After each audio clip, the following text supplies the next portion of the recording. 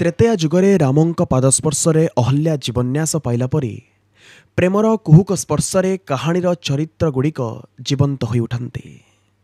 कहानी जेते जेते आगकू बढ़े चरित्र माने सेते सेते निजर होई उठन्ते।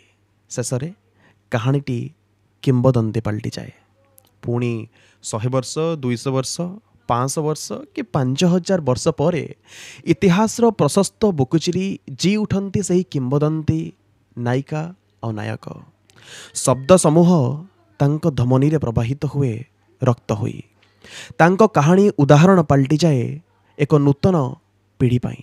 ठीक सहीपरी समयर समुद्र रे मुक्ता होई साइता हेबाकू जाउथिला सोमेश और मेघार कहानी। दुई जनक व्यक्तित्व, दुई जनक अस्तित्व, परिधि परिचय खूब अलगा। मैग्नेटर दुई पोल परी ठीक उल्टा। सोमेश नाटा शुणिले एक शांत नदीर ध्वनि परी हृदय को छुई जाए। ना सहित व्यक्तित्वर असंभव सामंजस्य।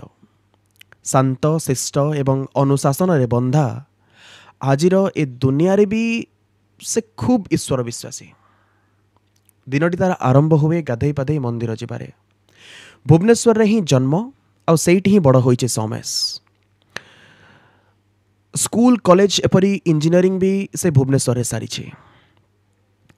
सते जमिति भुवनेश्वर तार प्रथम प्रेमिका। भुवनेश्वर परिधि बाहर दुनिया सहित खूब कम संपर्क तार। बापा मांकर गोटे बोली पुओ से भी सान। बापा माँ बड़ भौणी स्नेह श्रद्धार बंधन भितरे बाहर मनीषर दरकार ही पड़नी केबे। किंतु बयसर एक स्वतंत्र गंध थाए। से महकरे टाणी होई जाइथिला।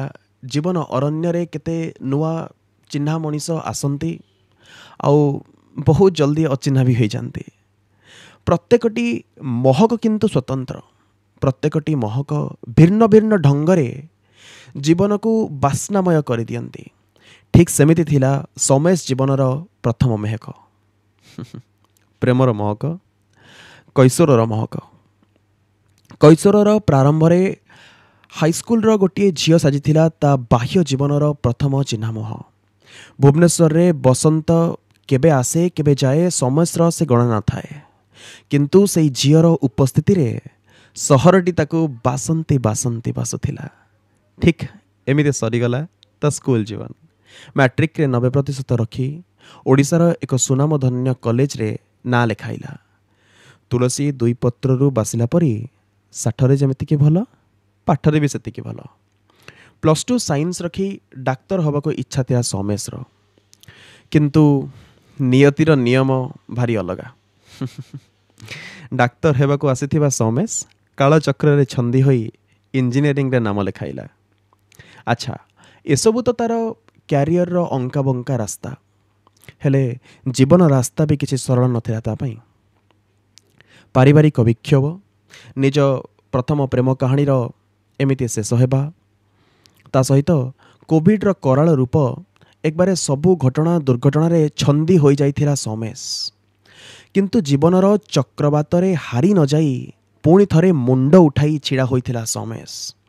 गोटिए मनीषर परिधि भितरु बाहरी से एबे समग्र दुनिया को निज परिधि करिथिला।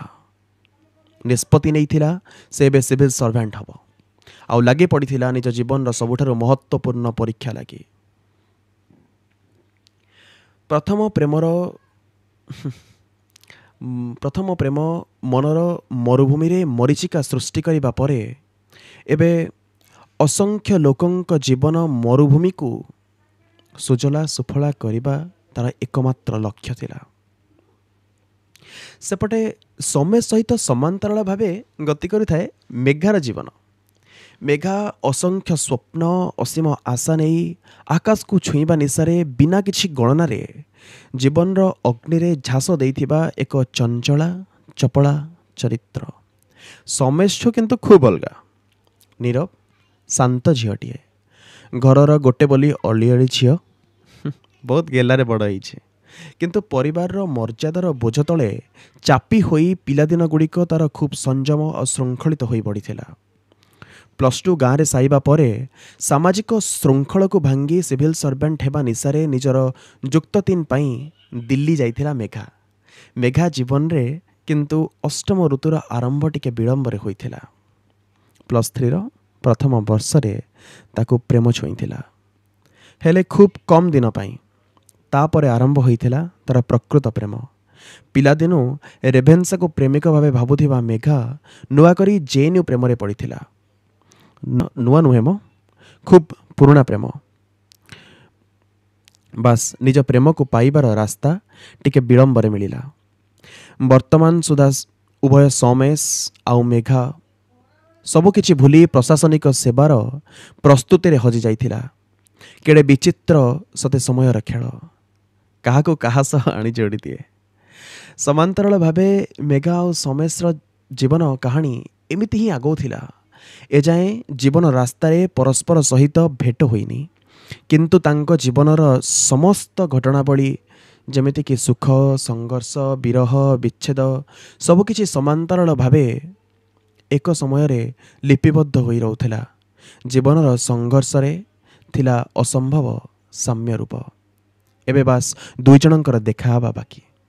ଦୁଇଜଣଙ୍କ ମିଳନରେ ଗଢ଼ି ଉଠିବ ସୃଷ୍ଟିର ଏକ ଅବିସ୍ମରଣୀୟ କାହାଣୀ, ଏକ ପ୍ରେମ କାହାଣୀ।